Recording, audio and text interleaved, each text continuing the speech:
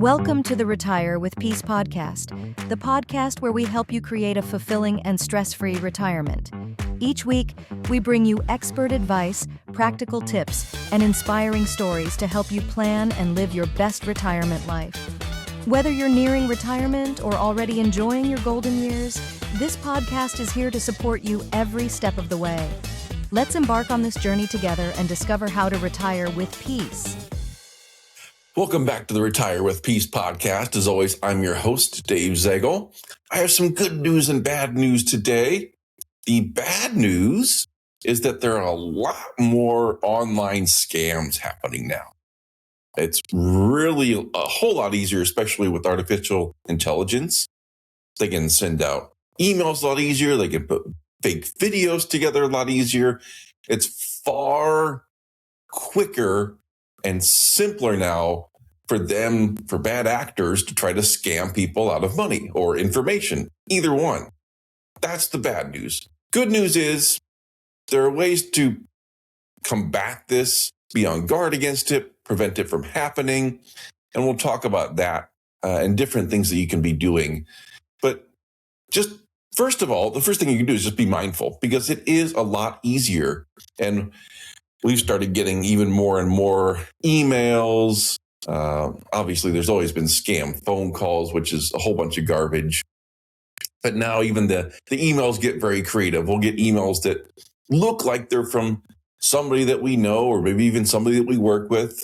We got one recently saying, hey, could you update, I need you to update my bank account and send a distribution of X dollars there from my retirement account.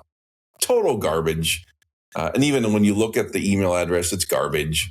It's pretty easy to pick out. And what these scammers don't know is that there's a whole bunch of protections against updating bank accounts anyway. So it was nonsense. And I could tell very quickly that it was nonsense, but it's not always easy to tell, especially not at first glance. To prevent these scams from happening to you, first of all, is just be aware. Verify everything. And by everything, I mean everything. It's very easy for a lot of people to get emotional and very concerned when they receive some messages. So some people, we've heard of people receiving phone calls or emails or even videos, not necessarily clients that we've worked with, but other acquaintances talking about receiving just false information that seems very real. There's stories out there of people calling and saying, hey, we have your grandchild who's in jail, or maybe they'll be able to make a sound recording that sounds like their grandchild is in jail and they need money to get out. All this just wild stuff. But it's very easy, an example like that, to be worried. It's like this is a loved one who's in trouble, right? And it might come in a phone call, it might come in an email, who knows? But it's very easy to get worried and go, what am I going to do? I have to do something. Well, really, the first thing to do is just stop. Just take a pause and make sure that this all makes sense. And if you need to, go to the authorities and figure out what's going on, or try to reach out separately to family members or friends or whoever can verify any of this. So that's step one, is just be aware, be calm, regardless of what the message is, and verify everything. It's so easy now for people to replicate images, replicate voices, send fake emails, all the above. It's going probably to get worse. So again, verify it. Be human. Make sure a human being that you trust is able to verify all of this. That's step one. A couple other steps to be mindful of when we talk about not only scams, but just being secure, especially being secure online in what is now a very much easier day and age for people to steal information and steal passwords and get what they need. There's a couple of steps that you can take. First of all, is just very strong password. You can get password managers pretty easily, to where you only have to remember one really complex password, and then the rest can auto-generate complex passwords for each site that you use. But just in general, make sure that they are strong passwords. And number one priority is the length of the password.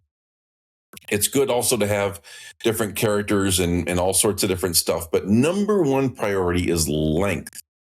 Because if you think about adding another character to it, that increases the options of what that password could be exponentially.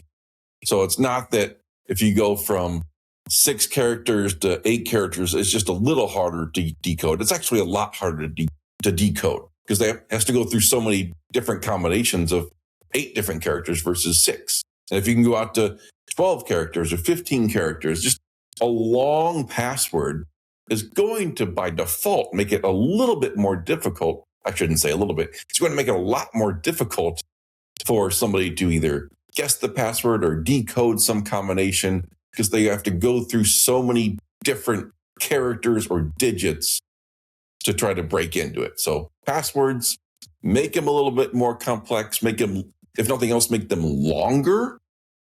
But if you're having trouble remembering all the passwords like I do, I use LastPass as a password manager. There's plenty of others out there. But use a password manager. That way you don't have to try to remember them all or write them all down and keep them with you or anything crazy. This password manager can remember it. I just have to remember my main one for sure, and I can make that one extra complex. But passwords, make them complex, switch them up. The longer, the better. But like I said, I realize you can't remember all the different passwords.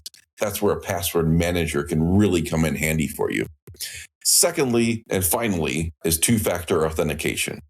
I remember years ago when this first came out and everyone went, oh, this is such a pain. And sometimes it is still such a pain to have two-factor authentication and re-enter a second code that they're going to send you on your phone, or there's even apps that you can connect for password authentication. We use that for a handful of different sites that we log into. It's just a separate app on your phone. Regardless, that is one of the easiest and most effective security steps you can have. This is just, it's so basic of a security step, but so important, it's a no-brainer. Because if you think about somebody trying to break in, if a second factor authentication is required, they're not likely to get in. If they have to have some sort of access to your specific phone in order to get in, that makes it a lot harder. So if nothing else, if you do absolutely nothing else about online security or any other type of security, use two-factor authentication on everything possible. It's not that hard. Yes, it's kind of a pain to enter a second code, but that is a huge security step. Never foolproof. There is nothing that is 100% foolproof about protecting your security, your online data. And there just isn't. It's kind of like your house. You can put all sorts of security systems in. If somebody wants to bulldoze their way in, they're still getting in. Online security is just the same one thing, but there's some basic things, just like with your house, in terms of locking it, having extra locks, maybe having some cameras outside. There's some basic things that you can do that substantially improve your security. Passwords, two-factor authentication are some simple steps to make sure you do every single time. So yes, a lot of fraud and scams are increasing. They're going to probably continue to increase, especially as AI continues to get smarter and better. But there are things that you can do from being aware and just being calm and verifying everything to making sure you have good passwords and two-factor authentication to combat a lot of what will come at you.